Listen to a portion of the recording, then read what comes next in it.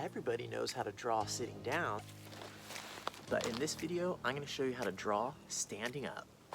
One of the main things that's going to help you draw standing up is having a shoulder back. A shoulder back allows for you to swing around to the front, access your journal. All of your materials are right here in front of you. If you have a backpack on, it's going to be a lot harder. You're going to have to stop, put the backpack down, get things out. This way I can go from journaling to walking in a real quick amount of time. So I pull out my journal. The next thing that is really important for me, at least, is the size of the journal and figuring out how to brace it in my arm. So what you're going to be doing is bracing your journal, your sketchbook, against your side here.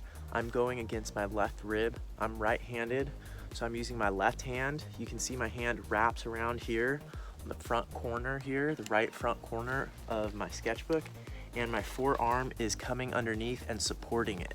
Now that creates this sort of frame where it's pushing into like my stomach and my left rib, and I can draw right on there. And that makes it really easy. All of my tools are right here in my bag within easy reach while I'm drawing, and that is the best way for me.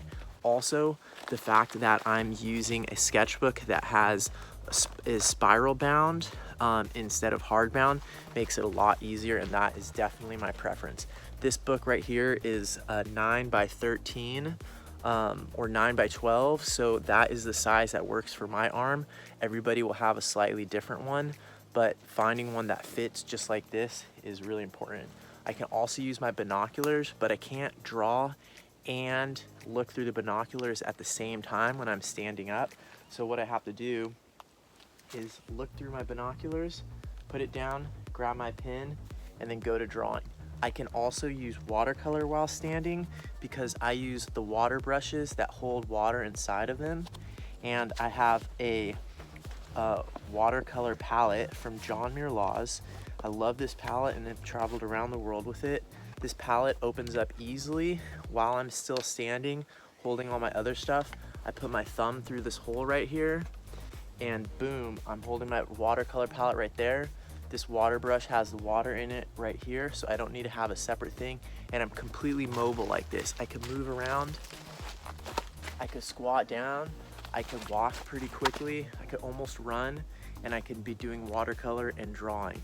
Then when I'm all done, I can just close this up, put my watercolor palette away, stick it right into my Patagonia bag here, and I'm ready to move faster. This system has worked really well for me in difficult drawing situations, such as when I was with the Hadzabe hunter-gatherers in Tanzania and also in the Amazon rainforest in Ecuador. And this way of drawing standing up will make you a much better journaler. Also, if you're any other kind of artist, being able to draw standing up is really useful at museums, at zoos, anywhere. So just being able to draw standing up is going to help you a lot.